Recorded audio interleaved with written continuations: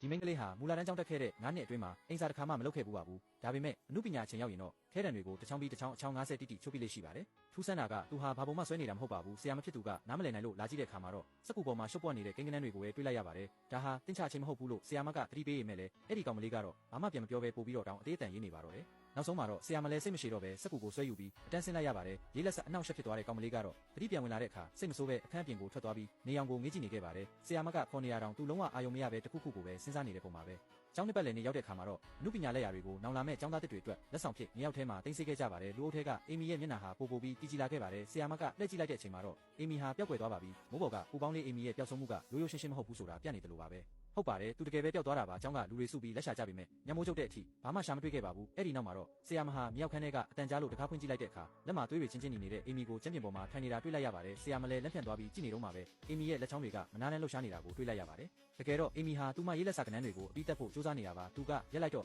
့စိုးတဲ့စကားလုံးကိုပဲထက်ခါတလဲလဲပြောနေခဲ့ပါတယ်ဆရာမဟာကြောရဲစိတ်သွားပြီမဲ့လည်းဒါကိုတိတ်တော့အရေးမထားခဲ့ပါဘူးအနှစ်90ကြာပြီးတဲ့နောက်မှာတော့ကျောင်းကဂတိအတိုင်းအချိန်သက်မှတ်ထားတဲ့တိတ်တာကိုဖွင့်ပြီးပန်းချီကားတွေကိုကျောင်းသားတစ်တွေကိုဝေပေးခဲ့ပါတယ်တချို့ကဒုံးပြန်ပုံတချို့ကပန်းကန်ပြပြန်ပုံတွေရလို့ပြောနေကြပေမဲ့ကောင်လေးတယောက်ကတော့စစ်ပြက်နေပါတယ်ဘာလို့လဲဆိုတော့သူရလိုက်တာကဗနန်းတွေပြီးနေစုပ်ပြဲနေတဲ့စက်ကူတရွက်တဲမို့လို့ပါအဲ့ဒီအချိန်မှာပဲနဲ့ရောင်ဝတ်စုံတဲ့လူတယောက်ဟာအဝေးကနေသူ့ကိုစိုက်ကြည့်နေတာကိုတွေ့လိုက်ရပါတယ်ကားတယောက်အတွေးလုံးနေအောင်မှာပဲသူ့သူငယ်ချင်းကရောက်လာပြီးမင်းကတော့ကန်ဆိုးတာပဲအမိုက်စက်ကူကြီးရထားတာပဲလို့လောင်လိုက်ပါသေးရဲ့ကားကတော့ဒါကိုဘီယူမဆိုင်ပေမဲ့သူနောက်လက်ကြည့်လိုက်တဲ့အခါအဲ့ဒီအနဲ့ရောင်ဝတ်စုံတဲ့လူကလေထဲမှာပဲပျောက်ကွယ်သွားပါပြီကားဟာဒီကနန်းတွေကမယိုးရှင်းဘူးလို့ခန်းစားမိတာကြောင့်အင်ကိုယူသွားပြီးသူ့ဖေကိုဒါဟာတင်းချပဟေဒီတစ်ခုဖြစ်နိုင်တယ်လို့ပြောပြပါတယ်အစမှာတော့သူ့ဖေဂျွန်ကဘီယူမဆိုင်ပဲအဲ့ဒီစက်ကူကိုခွက်တင်နဲ့အောက်ခံပြဖြစ်တောင်တုံးခဲ့ပါသေးတယ်ဒါပေမဲ့ရင်းနှီးနေတဲ့ကနန်းတချို့ကိုမြင်လိုက်ရတဲ့အခါမှာတော့အင်ဂျင်နီယာပြီးဒါကိုကူးယူပြီးလေ့လာကြည့်ပါတော့တယ်အစင်စင်ခွဲချမ်းစိတ်ဖြာပြီးတဲ့နောက်မှာတော့ဂျွန်ဟာရက်ဆွဲနဲ့တူတဲ့ကနန်းစင်တွေကိုတွေ့လိုက်ရပါတယ်အင်တာနက်မှာအမြန်စစ်ကြည့်တဲ့အခါ2000ခုနှစ်က9/11အကြမ်းဖက်တိုက်ခိုက်မှုဖြစ်ခဲ့တဲ့နေ့နဲ့1996ဆိုတဲ့တေဆုံးသူရေအတွက်ဟာကွက်တိဖြစ်နေတာကိုတွေ့လိုက်ရပါတယ်ဂျွန်လည်းတခုခုမားနေပြီဆိုတာသိလိုက်ပါပြီဒီကနန်းတွေကို1959ခုနှစ်ကတည်းကရေးခဲ့တာလေအဲ့ဒီအချိန်တုန်းကလူတစ်ယောက်က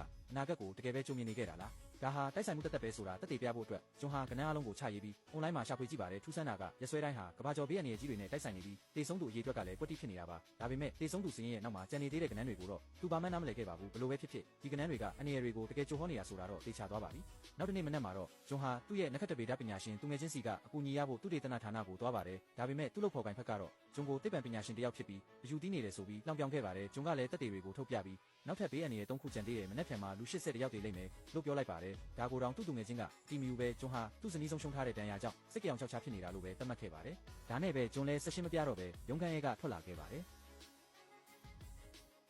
်ဒါပေမဲ့သူလက်မလျှော့ပါဘူးအဲ့ဒီနားမှာသူ TV သတင်းတွေကိုမနာတမ်းကြည့်နေခဲ့ပါတယ်နောက်တစ်နေ့နေ့လည်ထိတော့ဘာသတင်းမှတက်မလာသေးပါဘူးသူအေးအေးပြက်နေတာကြောင့်တားဖြစ်သူကိုကြောင်းကြိုဖို့တောင်မေ့သွားပါတယ်အပြင်မှာမိုးတိမ်တွေမှောင်လာတာမြင်မှဂျွန်လဲတတိယပြီးကြောင်းကိုကားနဲ့မြင်မောင်းသွားခဲ့ပေမဲ့လမ်းမှာကားတွေအရန်ပိတ်နေပါတယ်